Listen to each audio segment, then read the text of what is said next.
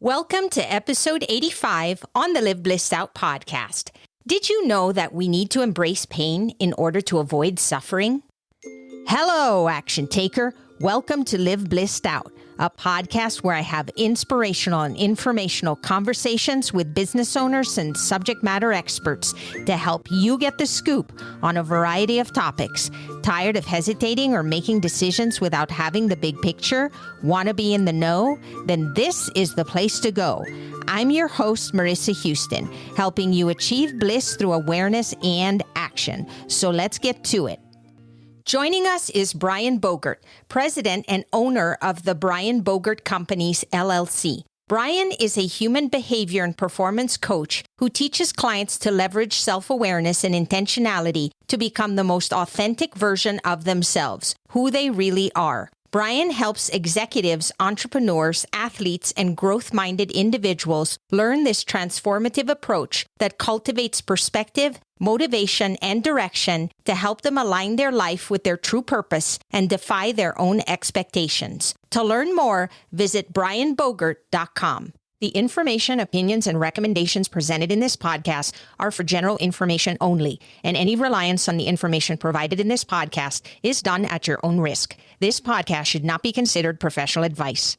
Hey, Brian, I am so looking forward to having this conversation with you. Tell us what we're going to be talking about and why it matters. Awesome. I love that. And this is a long overdue interview. We've been going back and forth. We've had some connections. We've had to reschedule. And so today is the day, and I believe nothing happens by coincidence. So I'm going to jump right in. I'm just going to ask everybody, unless of course you're driving, to just close your eyes for just 1 minute. I'll tell you when to reopen them. I want you to imagine going to a shopping store for just some basic items. And as you're leaving the store, walking back out to your car, thinking you're heading on with your day and just a totally non-eventful situation, you turn your head and see a truck barreling 40 miles an hour right at you with no time to react. Go ahead and open your eyes.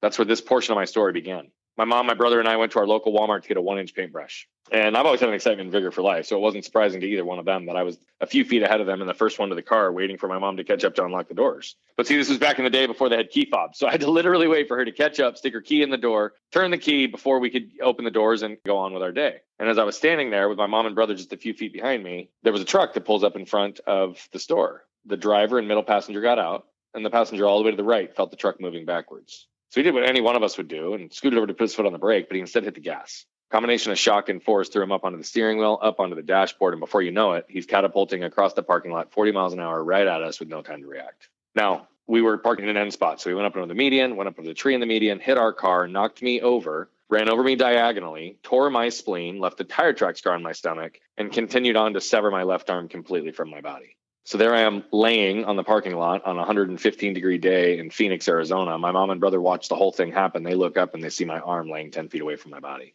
Fortunately for me, my guardian angel also saw this whole thing happen. There was a nurse that walked out of the store right when this took place, and she saw the literal life and limb scenario in front of her, and she rushed immediately into action. She came over and stopped the bleeding on the main wound and saved my life. And she also instructed some innocent bystanders to run inside, grab a cooler, fill it with ice, and get the arm on ice within minutes to hopefully have a chance of having it reattached successfully. Had she not done one or both of those things, I either wouldn't be here with you today or I'd be here with you today with just a cleaned up stump. That's just the reality.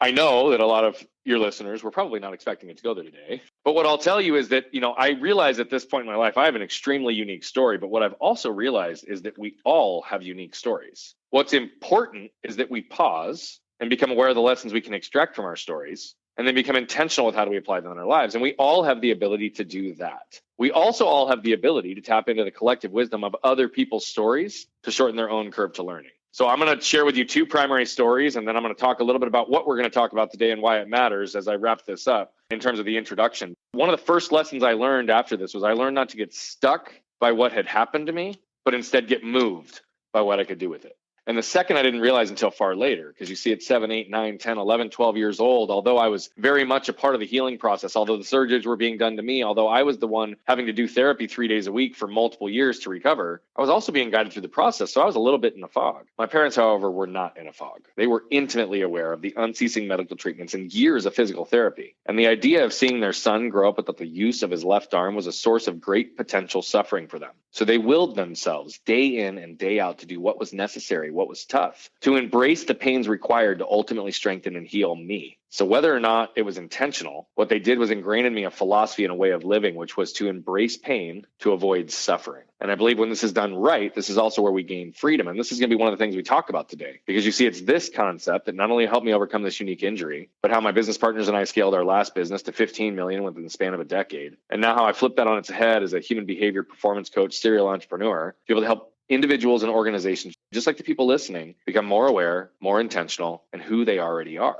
You see, I believe that's when the door starts to crack, magic starts to happen, and perspective, motivation, and direction start to be a reality in people's lives. And that is when people start to be able to allow joy, freedom, and fulfillment to enter into their lives. And that is the reason that I've committed the next 25 years of my life to impacting 1 billion lives, because I genuinely believe if we reduce the level of suffering on this planet, we open up the opportunity for joy, freedom, and fulfillment to exist. We open up the opportunity for people to not only have permission to be exactly who they are, but know that the world is going to support them, love them, and really be there to support exactly who they are, not what the world has defined us to be. And so that is why I'm on this path, because I really see an opportunity to make this world an even more beautiful place for my kids and my grandkids. What an amazing story to share. And the thing is, it seems counterintuitive, right? Because when you first hear the words embrace pain to avoid suffering, they both don't sound fun. Yeah, I mean, they both don't sound fun. And you're just going, what do I do? Because a lot of times we are programmed to run away from pain.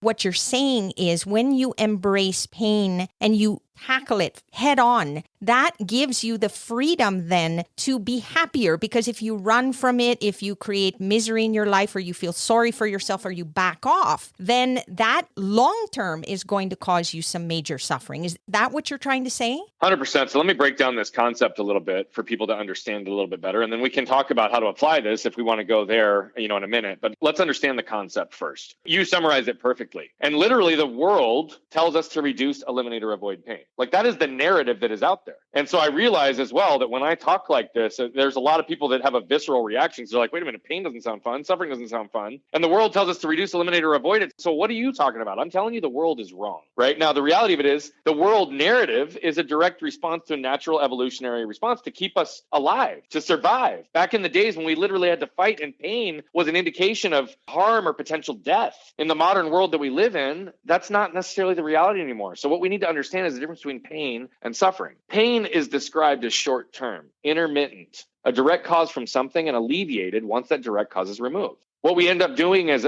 human beings, though, is we screw up the definition by putting adjectives in front of it. And we then start saying acute and chronic pain. Acute maintains the definition, but chronic inherently changes it because it implies that it's not short-term and it persists even after that direct cause is removed. So let's stop calling that chronic pain, because what it really is suffering. Pain gets lots of attention because it's real-time, it's short-term, and it's forced upon us. We know it, we feel it, we recognize it. Whereas suffering, we don't even want to admit exists, particularly when it's a direct result of our choices. But often it creeps up on us to the point that we adapt to it, and sometimes the impact and the results are irreversible. I love how you're explaining that, because in my mind, when I think of pain, automatically what comes to my mind is physical. But when I think of suffering, I really do believe in my mind it's long-term. It's like something you're dealing with ongoing. 100%. So we can embrace the pain of hitting the gym for 30 minutes a day to avoid the suffering of aches and pains of a sedentary lifestyle. We can embrace the difficult conversation with a spouse or loved one to avoid the suffering of a loveless marriage that's going to end in divorce, or frankly being stuck in a marriage that we want divorce. We can embrace the pain of the fit our kids are sure to throw by asking them to put down their mobile device at the dinner table to avoid the suffering of years of lost, meaningful connection that we'll never get back. We can embrace the pain as business owners of firing our top salesperson, the greatest asset towards our top line revenue, to avoid the suffering of stagnant growth and losing all our other top talent because they're the greatest cancer in our culture. And the list goes on. I mean, this applies to every category in life. Give me 10 scenarios and we'll find a way to apply it. Because what it really is teaching us to do is not to put ourselves into unnecessary or just putting ourselves in pain for pain's sake, but to recognize that we all must choose our pain or our suffering will choose us. Right. In our minds, we're trying to avoid anything that is conflicting or difficult, because it's always nice to do things easy, right? Easy is better.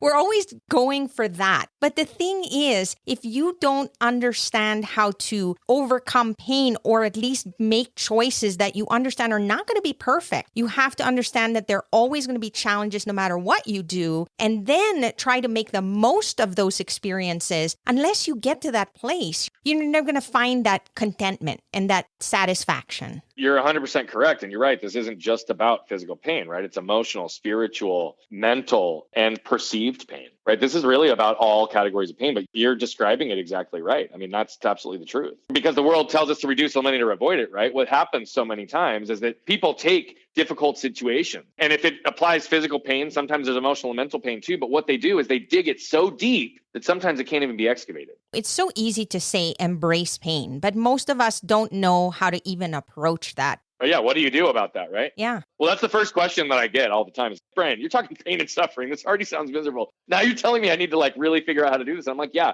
that's exactly the case, right? So let me break it down for you because we have 3 really simple steps. And I say simple, but they're not easy, okay? So let's be really clear about this. First, we have to acknowledge the suffering we wish to avoid.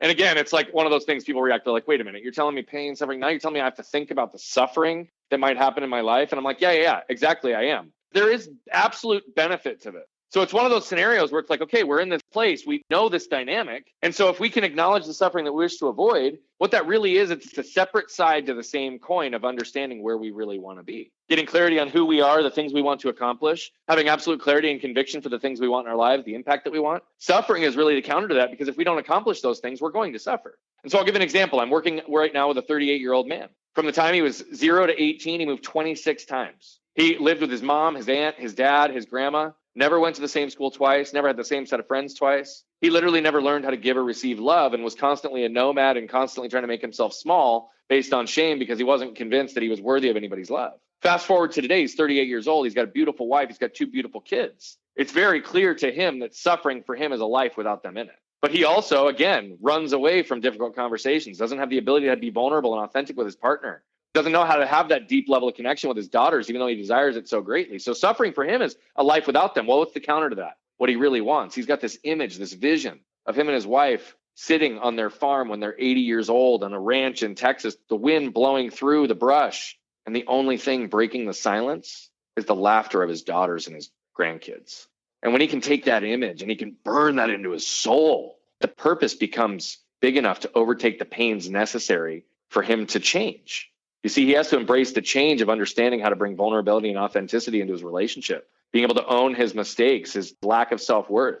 He has to embrace the pain of healing, feeling some of the depths of his pain so that he can move through it and heal, so that he can become the man that he desires, so that he can ensure that suffering never exists in the way that he defines it, and that he can create that image and that vision to become reality over the next 40 years. So when you really look at the fact that it's not just suffering, but when we have to look at both sides, right? We always hear about these big, grandiose goals. And by the way, I'm a big believer in those as well. But what's the counter to that goal? What's the suffering you might exist if you don't actually move towards that path? That's the gap that most people don't talk about. We need to understand that because, oh, by the way, pain is a powerful motivator. Perspective is a powerful motivator. And they both point us at what's important. So we have to acknowledge the suffering that exists and also simultaneously get clear on who we are and what we want to do. Are you a Gen Xer who has always wanted to start a podcast or YouTube channel? Ace Your Virtual Business is a business-focused community designed especially for brilliant minds over 40 and is centered upon action, community, and effectiveness. Be the first to sign up to get launch announcements and exclusive offers when you join the eList and ACE community. To learn more, visit aceyourvirtualbusiness.podia.com.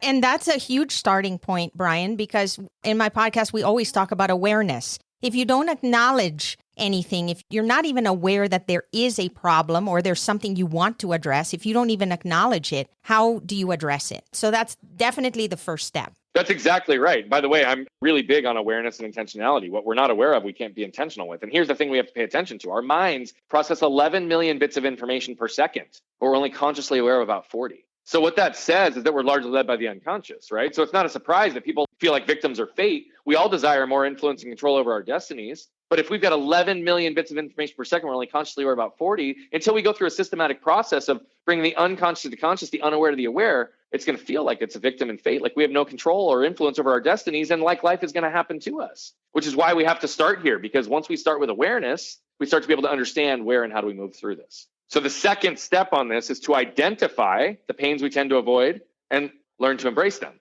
Again, this is an awareness play. I'll use a personal example for myself on this one. I told you about my injury. What I didn't tell you is that I don't have a tricep in my left arm. My bicep is my gracilis from my leg, and I don't have a lat on the left side of my back. I have a physical imbalance in my body to the point that my muscles in my spine have literally pulled a curve into my spine because they're pulling it over. The older I've gotten, 15 to 20 years ago, I started to realize that my physical everyday pain started to get into a place where it was debilitating to the point that it impacted my quality of life, my ability to move forward the way that I wanted to. And by the way, that's not chronic pain, that's suffering. When there's ancillary impacts of what your pain is, it's not just chronic pain, it's suffering. It was debilitating. And so I had to realize and figure out that if I kept my body strong, I kept my core lean, I kept myself moving, I kept myself eating lean foods and staying active and having movement in my life, combined with a regimented stretching and percussion therapy event so that my muscles can stay loose, like that's not suffering anymore. It's not debilitating in my life. It's just unmanageable pain that I have to experience every day. And I will for the rest of my life because that's just a part of what I deal with as a result of my injury. We all have things like that.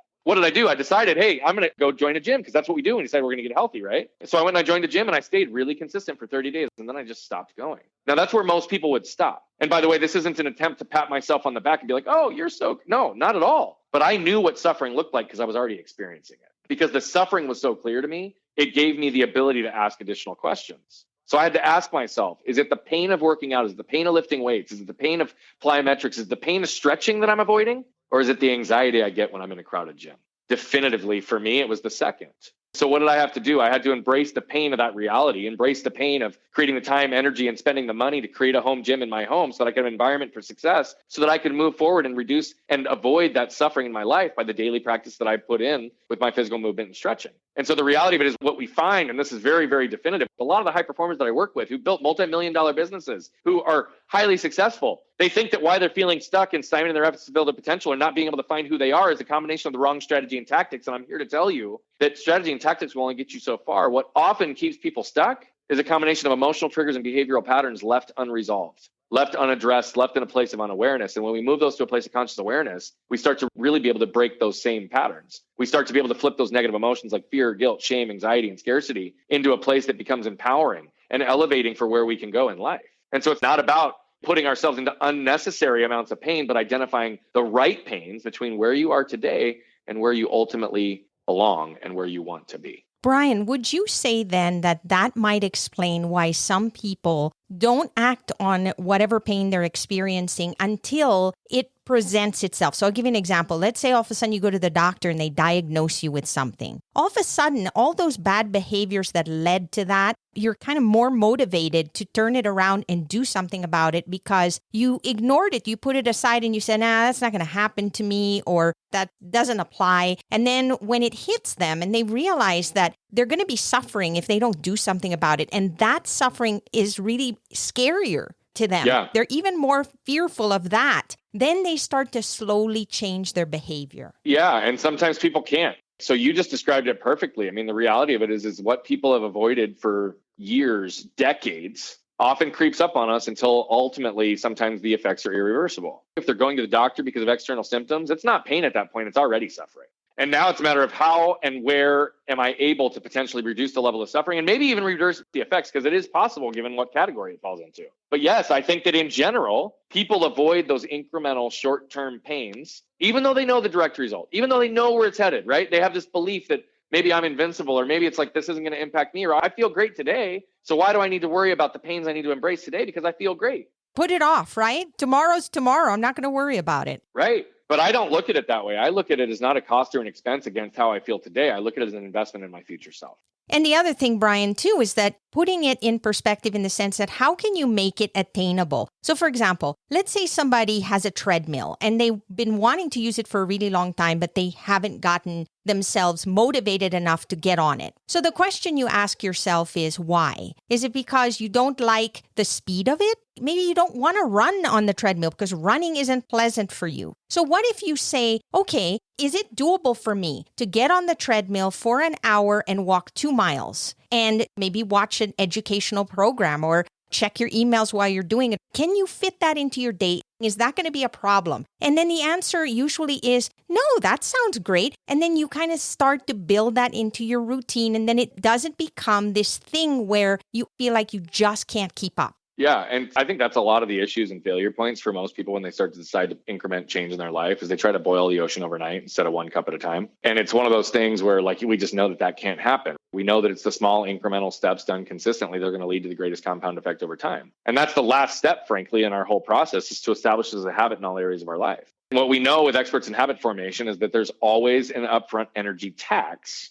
to creating new habits. And so where and how do we incrementally do these things so we can leverage the compound effect over time? Because it's not always about the amount, it's about the effort, it's about the intention, it's about putting certain things into action and allowing you to take incremental steps until at some point it creates monumental outcome on the back end. Boy, can I relate with you. The habit word is scary for a lot of people. It's something as basic as trying to lose weight. It's not the losing weight that you should go after. It's feeling better. It's living a better lifestyle. It's being happier across the board. And losing weight will happen because of that behavior. But you got to change your mindset and look at it as a lifestyle change rather than, oh, I'm just going to build a habit. 100%. The problem is a lot of habits are focused on treating symptoms versus the root cause, which is also why I say a lot of habits are actually strategy and tactics. If you don't understand the root cause that's keeping you in that self-defeating place to begin with, you're probably going to fail on whatever habit you increment. Like that's just a fact, which is why I say like you have to start with acknowledging the suffering. You have to identify the pains that you tend to avoid because, and often you've got to be really honest with yourself because it's typically not the strategy and tactics that keep you there. It's typically an underlying emotional trigger or behavioral pattern that continues to repeat itself in your life. So until you've done the foundational work to really understand that, the habits won't stick no matter what, which is why that's the third step instead of the first. Because the reality of it, you have to understand the root of these things so that you can start to problem solve. But I'll give another really perfect example. So many people are like, oh, I want more time for myself, or I don't have time for myself. Happens all the time. So here's my challenge to everybody. Here's the beautiful part about the compound effect and the beautiful part about just simple math. If you say you don't have time for yourself, let's look at it this way. I have not met anybody that I couldn't find 30 minutes in their day to be repurposed. Not a single person. But I'm going to take that even further. Let's not even start at 30 minutes because that's too big for many people. Let's just start with 5. I can say with absolute certainty that 100% of people on this planet could find 5 minutes in their day. Let's do the math on this. If you could find 5 minutes in your day times 365 days in a year to do something with, put your head in a book, journal, breathe, just go for a walk around the block, whatever it might be, like 5 minutes, 100% dedicated time to yourself as an investment in your future self, that's 30 hours over the course of a year that you wouldn't have spent otherwise. 30 hours of time for yourself with just 5 minutes a day. Now you can do the math, go to 30 minutes a day.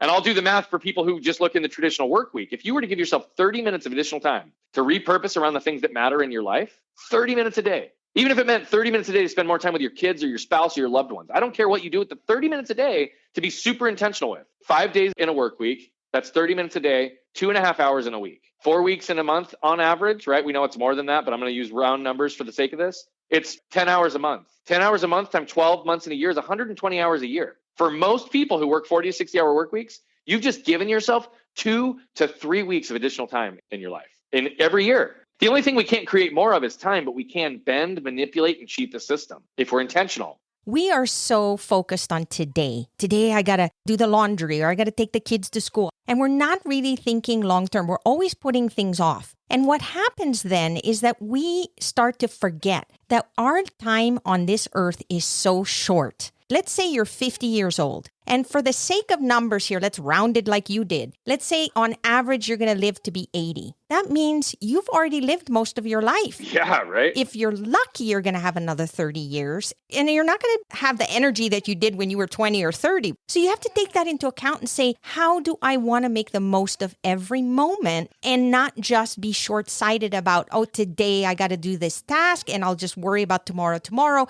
because tomorrow may never come. That's 100%. I'm a big believer that we've got to be where our feet are and live in the moment. And I'm all about embracing the current moment because, to your point, we don't know how long it'll last. And I've got a very healthy relationship with death as a result of what I've been through. So I recognize how precious every moment is because I could not wake up tomorrow. I could get hit by another truck. I hope that doesn't ever happen. But could it happen? Yes, absolutely. And so I look at this as look, I am prepared because I'm active and present with where I am to have today be the last day on this planet and know that I've left everything out on the field. But I'm also not planning that that's the case. So I'm already thinking towards what is the long-term impact I want to have in my life. And the reality of it is because I can balance and regulate between both, it allows me to really understand that if I really want to have this impact, I mean, that's what I said in the beginning of the call, I want to impact 1 billion lives in the next 25 years. That doesn't happen by accident. That happens with a crazy amount of awareness, a crazy amount of intentionality, and being relentless in the things that I believe are going to drive me down that path to be able to have that amount of impact. I might have 5 years left. I might have 10 years left. I might have 5 days left. But if I can give everything I've got and make sure that I've built my life in alignment so it can become self-regulating, I can be aligned and pure and have joy, freedom, and fulfillment in my life. I get the time with my family and my spouse that I want.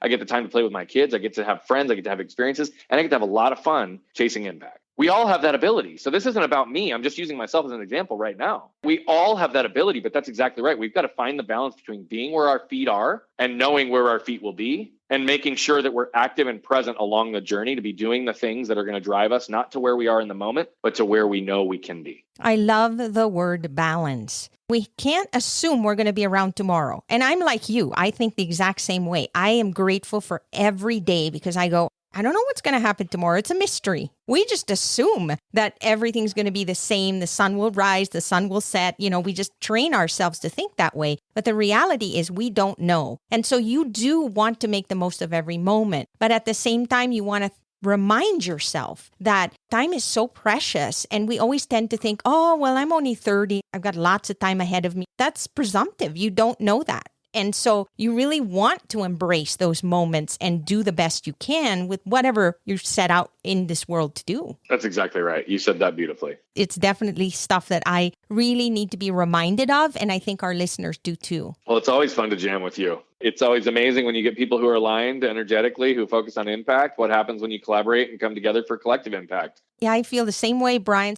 Can you tell us more about how people can get a hold of you? Easiest place is my website, brianbogert.com. And all of my social handles are on there. I'm at Bogert Brian on pretty much all of them, but they're all integrated in the website, so you don't have to remember that. A lot of our free resources. We do a regular weekly YouTube video that's in the series of Bogert's Bullets. We've written a lot of articles that have been published in Forbes and other places. All that's free to consume on our website. And then through this idea of wanting to impact 1 billion lives, I'm going to also give a free resource to everybody, because to impact 1 billion lives, I'm very intimately aware that 99% will never pay us $1. And I am completely okay with that, because I know that those that lean in, choose to invest and go deeper with us, will support all we need to be able to have that impact over time. So to extend on that a little bit further, the free resource is called the No Limits Prelude. Go to nolimitprelude.com. And what it is a download in a very succinct, bite-sized format of a lot of our coaching philosophies that will give you a number of questions to ask yourself, to lead yourself on your own intrinsic journey, to get more and more clear on who you are, so that the what's in your life can become a manifestation of the who, and where you can learn to embrace pain to avoid suffering on your own journey. So whether you're very clear on who you are, you have no idea where to begin, or you're somewhere in between, this resource will be valuable for you. I have co-authored with a book that's on my website, and it's really about helping people understand where and how to show up and how to own their stories and tell their stories. So I'm a contributing author with many other speakers and authors in that book. I have other books in the process. There will be more to come on that. We've got a course and a community that's built around this concept. To do these things, to embrace pain, to avoid suffering, it's really about having a no limits life. And no limits life is not that we're able to do anything, but what it is we are all capable of living beyond the limits that we place upon ourselves, and certainly the world places on us. And so it's really about getting ourselves into alignment. We have a self-led course. We have a group-based course where community comes together. And again, all those resources can be found on the website. I highly encourage you listeners, follow Brian. He will inspire you. That's what it's all about. And I guess that would be the one ask I'd have for everybody. If you just follow and you like, comment, or share on stuff that resonates, that helps get to the billion, because the more eyeballs, the more impact and the more ripple effect there is. So grateful for you building this platform. Thank you for the opportunity to be with you, and I'm here to serve. Thank you so much for sharing this with us. That's a wrap for this episode of Live Blissed Out. Thanks for listening, and thanks to Brian Bogert for joining us on the show. If you have a question or comment for a future episode, all you have to do is go to speakpipe.com/LBOVM or click the link in the show notes to leave a brief audio message. If you find value in our show, please visit liveblessedout.com to reach out, subscribe, and share on social media. This show is made possible through listeners like you. Thank you. So long for now, and remember to keep moving forward.